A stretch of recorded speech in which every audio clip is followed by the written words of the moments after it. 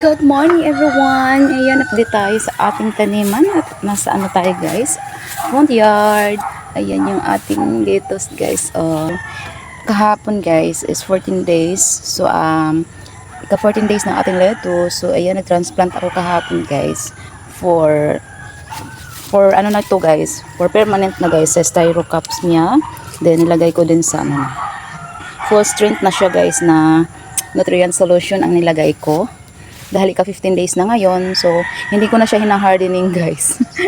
Yung which is hindi siya direct to the grower box natin. Pero ayan, direct ko na siya guys kahapon.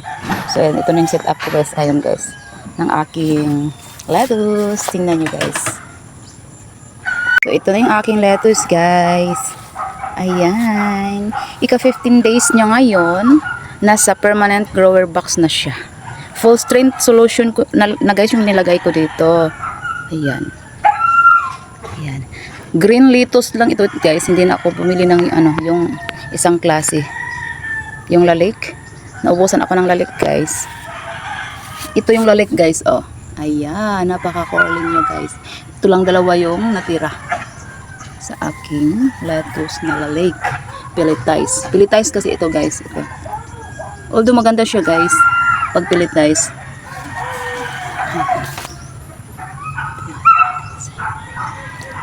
Itong maliit na box guys ay 9 hole ito. Ayan, 9 holes.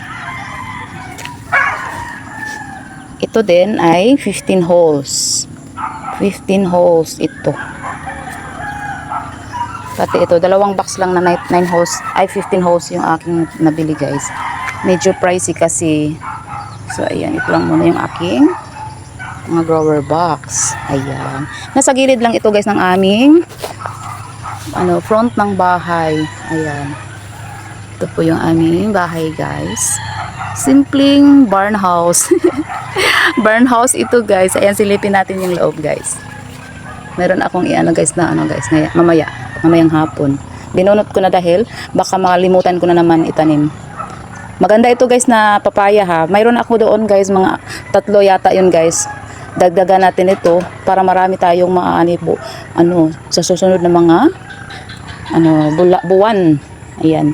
Ano kasi ito guys na papaya yung sinabi ko guys na sa isang video ko na green lang siya guys pero hinog na pala sa loob. Ayan. So tinawag ko siya na papaya, evergreen papaya. Hindi lang avocado yung may evergreen, pati yung papaya pala. Ayan. Okay, so yan yung bahay namin guys. Ayan guys, yung loob. So, itong sinilip ko dito guys ay yung aming bintana. So, dito ko linagay yung aking mga tanim para pag dungo ko sa bintana, makita ko sila agad. Ayan, di ba? Aming bahay guys. Ay, mayroon kaming tanim sa labas. Ito yung aking mga nasapat lang ito guys. Mayroon din ako doong ang tanglad na nasa direct pagtanim sa lupa. So ito yung aking nasapat lang. Madami ako nito hanggang doon guys. Meron din ako. At mayroon din doon sa gilid ng front namin. Ayan, dalawang pot ng tanglad. At ito yung ating mga sibuyas dahon. Ayan, yung ating mga sibuyas dahon. Dahil inuulan sila palagi guys. So ayan yung nangyari guys. Oh. Pero okay lang yan. Carry lang. Ayan. At ito din yung ating mga luyang pula. Luyang pula. Ayan. Yung ating mga luyang pula. Ang tataba nila guys. Update ko ito guys lahat. Para isahang video lang. Ito yung ating maraming bunga guys. Yung ating chili na hugis. Kalabasa. Hugis kalabasa ang chili na ito guys. Maanghang, sobrang maanghang ito guys. Bigay ito ni Ate Sally si Caro. Shout out sa iyo Ate Sally. Maganda ng kanyang tubo. Maraming bunga siya guys talaga. Daming bunga. Yun yung kagandahan sa chili na ito guys. Dahil mapakaraming bunga niya. Ayan guys. O diba? Ayan guys. O diba? Ang daming bunga. Nagagandahan ito guys pag nagpupula-pulahan na siya guys. Nakatanim na kasi ako noon ito sa aming bahay doon sa Biyuto. Ayan. Buti na lang at nabigyan ako ulit ni Ate Sally dahil hindi ako nakadala nito guys. Ng isang klaseng ito guys, hindi ako nakadala. Naiwan lang doon sa aming bahay dati. Ayan. So ayan guys, o diba? Tada! Ito din niya guys, oh. Pareho-pareho to. Namumunga na pala talaga sila lahat guys. Maliliit lang ito kasi maliit ang lampat ang nalagyan ko. Ang natamnan ko. Ayan. At yun yung ating tomato. Nagsimula na din silang namulaklak guys. At dahil namumulaklak na sila, nagsisimula silang namulaklak guys, ay pinagkukuhanan ko na sila ng, tinitrim ko na sila guys, bawat puno.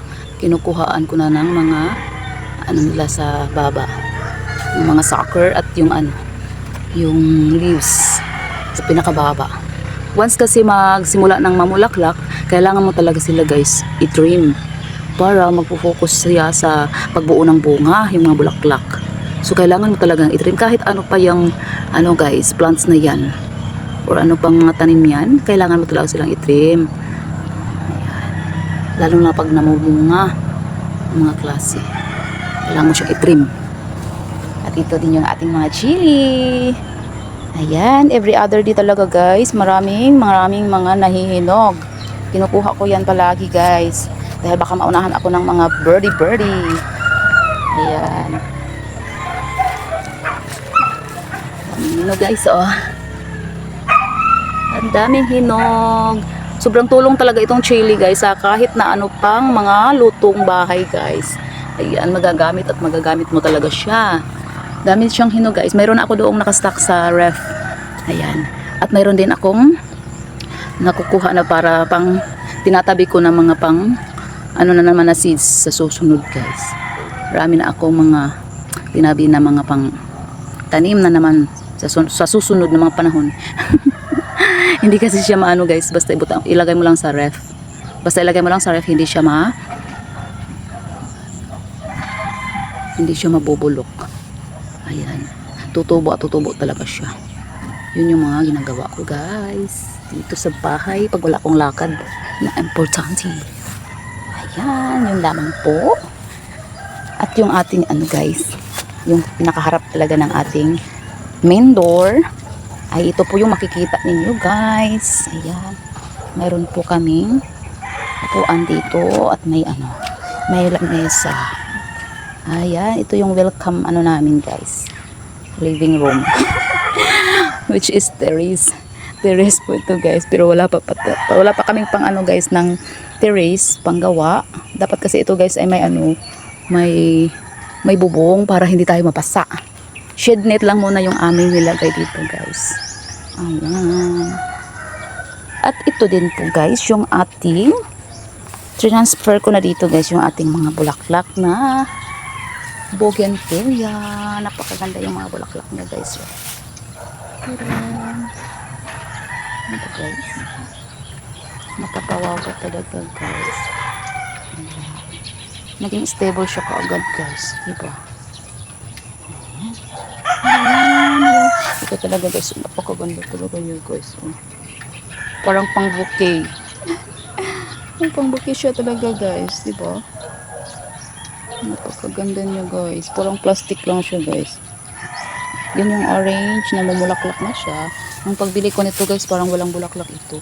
Naalala ko. So ngayon meron na. Ito din guys, di ba ang ganda guys?